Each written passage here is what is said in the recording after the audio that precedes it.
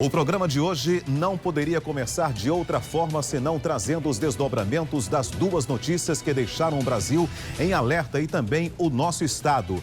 A primeira delas é a confirmação do primeiro caso de coronavírus no Brasil e a segunda é que já há um caso suspeito aqui na Paraíba. A repórter Maiara Medeiros está ao vivo e traz todas as informações. Boa noite, Maiara. É isso mesmo, Jomar. Muito boa noite para você, boa noite para todo mundo que está nos assistindo.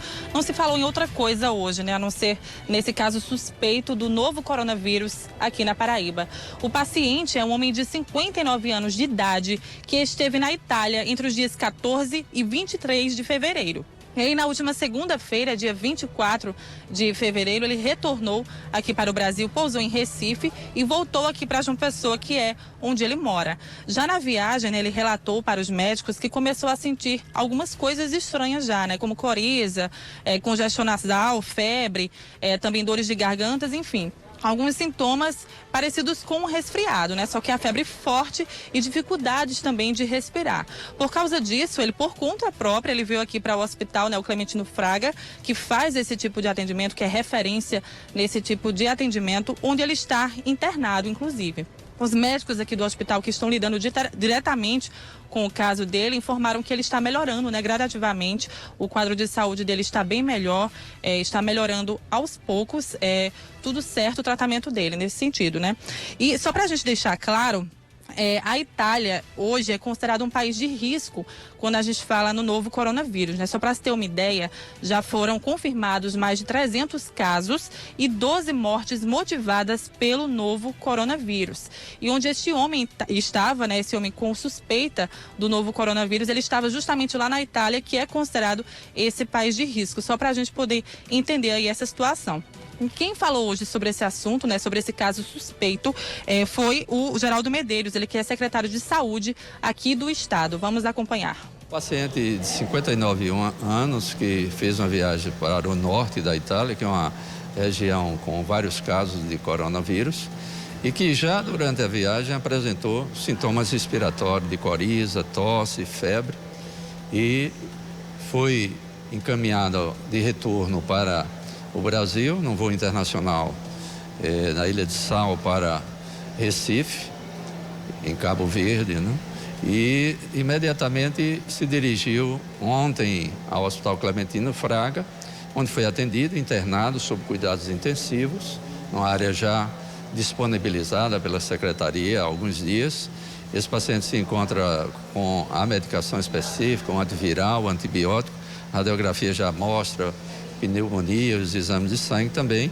Foi colhido material ontem mesmo, enviado para o LACEN, e nessas 48, 72 horas nós teremos uma melhor definição se trata de uma gripe comum ou do coronavírus. Os cuidados são aqueles que nós já havíamos preparado os profissionais de saúde, né? A utilização de instrumentos de proteção individual, os EPIs, né? E todo o cuidado para que os profissionais de saúde não se contaminem com o vírus, no caso de ter sido confirmado o coronavírus. A gerência executiva de Vigilância e Saúde, desde ontem, que monitora os familiares no seu apartamento, e a Secretaria Estadual de Saúde de Pernambuco está monitorando a tripulação e os passageiros desse voo de Cabo Verde. É fundamental que a população não entre em pânico, porque somente em duas situações as pessoas devem se cuidar, que é se você teve contato com alguém com caso confirmado de coronavírus, ou se teve contato com um paciente com sintomas respiratórios que estiveram nos últimos 14 dias em zonas que têm casos de coronavírus. Pois é, olha, são 20 casos suspeitos atualmente aqui no Brasil, sendo um deles aqui na Paraíba e outro em Pernambuco, né, nosso estado vizinho, que inclusive pode acabar sendo também uma porta de entrada aqui pra gente. A paciente é uma mulher de 51 anos de idade que também esteve na Itália, assim como o caso suspeito aqui na Paraíba, e ela está em quarentena em casa, né? Ela foi encaminhada de uma forma que ela não tivesse contato com ninguém para casa, para que outras pessoas também não pudessem aí acabar pegando esse vírus também. E quem fala sobre esse assunto é o George Dimetti, que ele é chefe da Secretaria Executiva de Vigilância e Saúde, e o Demétrio Montenegro, que ele é chefe de infectologia do Hospital Universitário Oswaldo Cruz, em Pernambuco, que é referência também nesse tipo de atendimento. Vamos ouvir.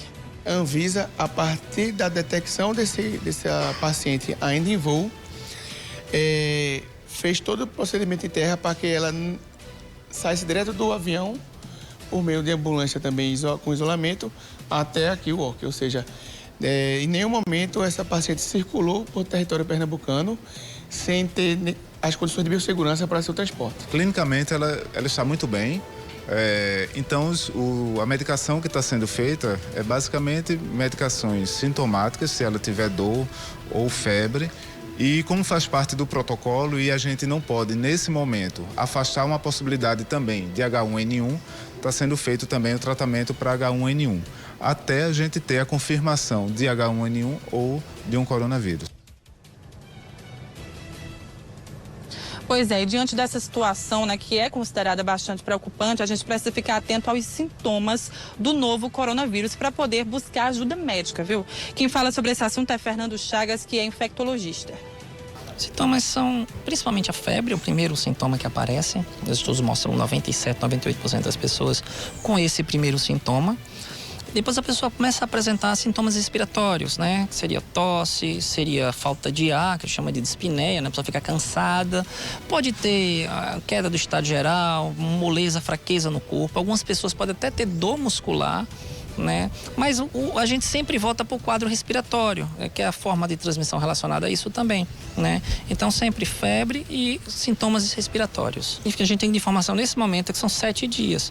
Você abriu o quadro de febre, teoricamente 7 dias à frente, mas já tem estudos que questionam isso. Então é muito dinâmico. É importante usar máscara cirúrgica, se for o caso de ir para um local de risco, se tiver um contato com alguém, né?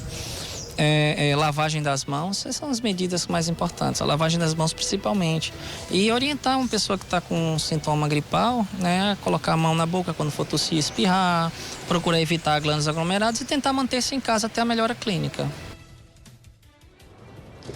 Pois é, lembrando que nas últimas 24 horas foi confirmado o primeiro caso do novo coronavírus aqui no Brasil, né? O paciente é de São Paulo, um homem de 61 anos de idade, que também foi para a Itália nas últimas semanas, voltou para cá recentemente, fez os testes aí para saber se teria ou não o coronavírus e nas últimas 24 horas foi de fato confirmado que ele está com o coronavírus, né? Ele está em quarentena em casa também, para não ter contato com nenhuma outra pessoa. E as pessoas que estiveram no avião, né, que pegaram o mesmo voo que ele, elas também vão passar por exames, né? Foi solicitada a companhia aérea a lista dessas pessoas e também de familiares e amigos que tiveram contato com esse homem, para que essas pessoas também sejam submetidas a exames para saber se elas acabaram contraindo o vírus. Então nunca é demais a gente falar também, além dessas formas, dos sintomas, né, para deixar claro, para a gente saber o momento de procurar ajuda médica, como também as formas de prevenção, né? Estar sempre lavando